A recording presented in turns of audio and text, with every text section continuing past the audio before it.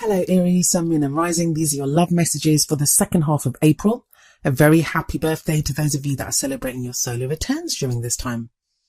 The very first card that we have coming up for you as your underlying energy is the Princess of Cups. She's also known as the Page of Cups. The pages can often represent messages that we receive. They are messengers. So this could indicate a message of love.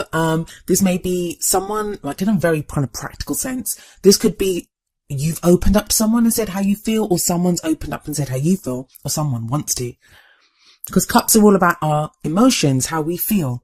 I always look at the cup as a container holding our emotions. And because there's always a fish, well, in most decks, there's a fish in the cup. You can see one here as well.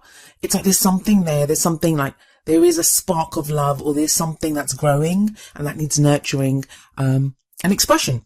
There's a real sense of newness here, actually. Looking at some of the other cards as well.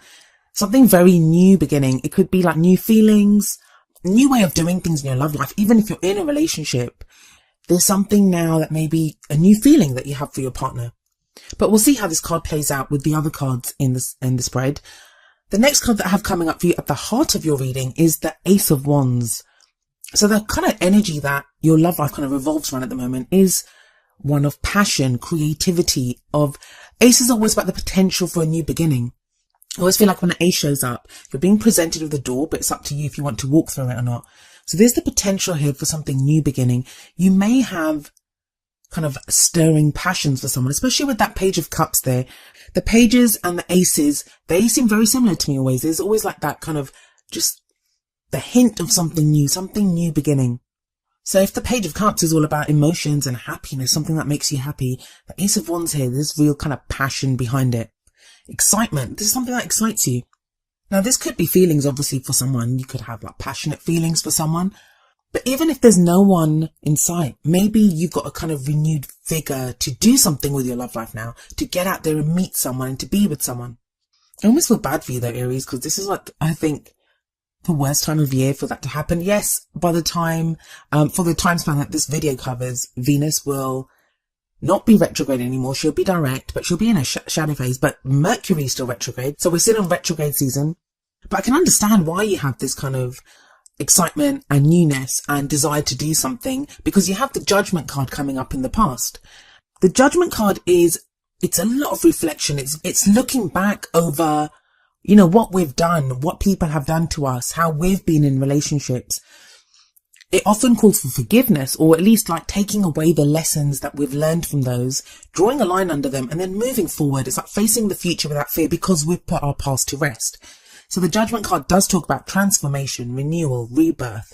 For some people, I feel like some people have had kind of interactions with their exes during this time, or at least situations that reminded them of past situations, or new people that came into their life that reminded them or allowed them to be in situations that were very much like past situations, to show you how much you've changed and how much you've learned. It's like putting things to rest. Those kinds of situations, they can lead to closure. Like we can feel a sense of closure, which allows us to move forward.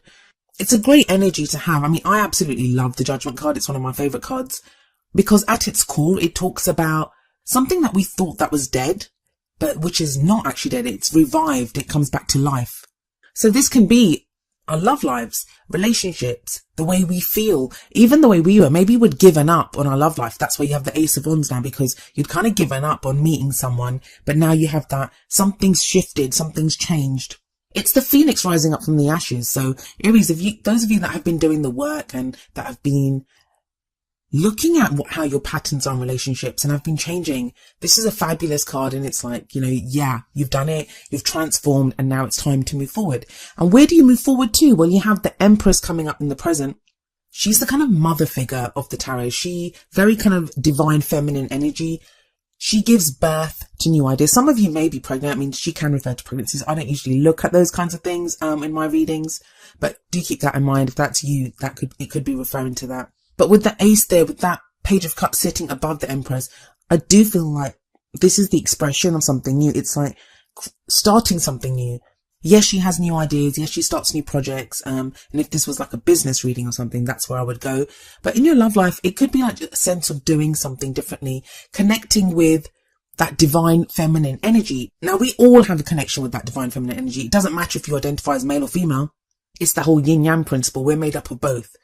And as this is a general reading, the energies that I talk about, they can refer to us or to someone that we're dealing with. So her whole thing is that she's very she enjoys the abundance around her. She's very good at creating abundance. So this would be someone that's very good at creating abundance within their love life. I feel like there's a lot of hope at the moment. Like, you can move forward. There's that, that when we start something new, we get that whole sense of, oh, yes, I can do this, or this is going to be amazing, or I want to create something big. It's that whole kind of fine tuning. I don't know. I'm getting this thing that some of you are going to express how you feel, or someone's going to express how they feel to you. And maybe that's where the hope is coming from. But everything kind of feels like it's going smoothly. Everything's beginning. There's this kind of movement and progress towards creating this kind of abundant love life. But then kind of the brakes come on, because we have the 8 of Swords coming up in the future. Now, that's not a bad card. That's not to say everything's going to turn out really bad. But it's that energy of getting stuck, of not being able to move, of, being trapped by our thoughts almost. That doesn't surprise me. We have Mercury retrograde.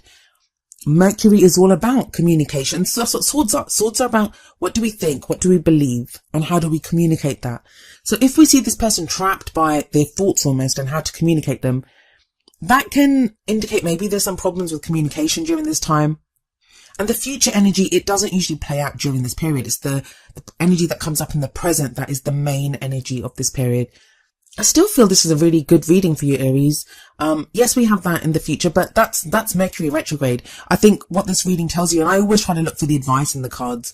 I feel like what this is telling you is with that 8 of Swords here, you won't be able, maybe you want to make big changes. Like, you'll be building up this momentum and you'll want to make big changes, but it's like, whoa, just kind of slow down a little bit here. I think that it calls for fine tuning, because I always see in the 8 of Swords that yes, you might want to make big changes, but you can still shift that mindset. You don't have to be trapped by making small changes. Like, she can wriggle out of her, that's a small movement. She can wriggle out of her bindings. She might not be able to stride around because of the swords around her and the bindings around her, but she can make small movements, and you can do the same. And I think it talks about fine tuning, because you have that Ace of Wands sitting above the 8 of Swords. So there's still that passion there. There's still that beginning of something new. And the energy that kind of gets us to the 8 of Swords, or what advice here on how to get what you want, is the Alchemist or the Magician coming up as your crowning energy. I don't feel like it's saying that you're doing anything wrong, or that, there's something that you can shift, because we have Judgment above the Magician. So you've kind of gone through that transformation. I feel like it's just the energies around you at this time. You're not going to be able to move forward as fast as you want to. But there's still little things that you can do. And the Magician's telling you that you have everything that you need at this time. And it's a great card of manifestation. So keep fine tuning. I think your biggest stumbling block here is going to be frustration, that you might get frustrated, that you want to go faster, but you can't. But you have a nice little toolkit here of with the Page of Cups and the Ace of Wands and the Empress, and this kind of time of judgment and this Phoenix rising up from the ashes energy that you're going through. Maybe it speaks about just taking a minute and letting everything kind of absorb. Like I said, we're still in retrograde season, but I do love it. I mean, especially with that Magician at the end. I think you guys got some great manifestation cards last time as well, so you're still in that mode of manifestation. So please be careful about what you're thinking, what you're doing, because you are co-creators and you are creating the future that you guys desire. Well, what advice do we have from your oracle cards? Well, from the romance angels, we have romantic feelings. Your feelings are real and worth exploring. So maybe that's what the 8 of Swords refers to. It's that kind of pause, taking a break, looking at how you feel. And that the romantic feelings, they're very much conveyed in that Page of Cups energy, that Princess of Cups. That's very much that energy, that there's something here, something that is worth exploring. And I feel like whatever it is, it feels very real to me, because why would you have the Empress underneath the Page of Cups? She creates abundance. So it's like you take this maybe spark that you have, or a feeling that you have for a partner, or even someone that you know, or someone has that for you, and it becomes bigger. It becomes more abundant with this Empress energy. And then from the Whispers of Love Oracle deck, we have number 19, express love through gifts. Giving a small token to someone expresses your love to them. It doesn't have to be a little gift or something like a real physical item. I feel like express love through gifts here. I feel that ties in with that 8 of Swords energy, where it's telling you, even if you do something little, even if you can't And that's Page of Cups as well. That's something little, a little fish in the cup. You know, it's maybe expressing something tiny. Like, you don't have to go whole hog and be like, you know, I'm madly in love with you and I want to get married to you if you've just met someone. But I feel like, yeah, it talks about something small, some small token that you can give to someone, something that you can say to someone, something that pushes it forward just that little bit while you're still trying to figure out how you're feeling and where you want this to go.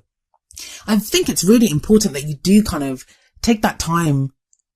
That's why I don't really mind this Eight of Swords here. Usually I don't like it because it does signify people being kind of trapped by their thoughts and then not wanting to see things. But I feel with that Ace of Wands there, it might be a good idea to do that. As long as you take those black blindfold off and really look at what's going on around you and understand the limitations are more your own thoughts and you're trying to figure things out. As long as you do that, because the Magician is there telling you why you need to do that. If you can get clear on where you want these feelings to go, or, you know, how you want your love life to go, or where you want your relationship to go, then you can manifest that. You really can with the Magician energy there.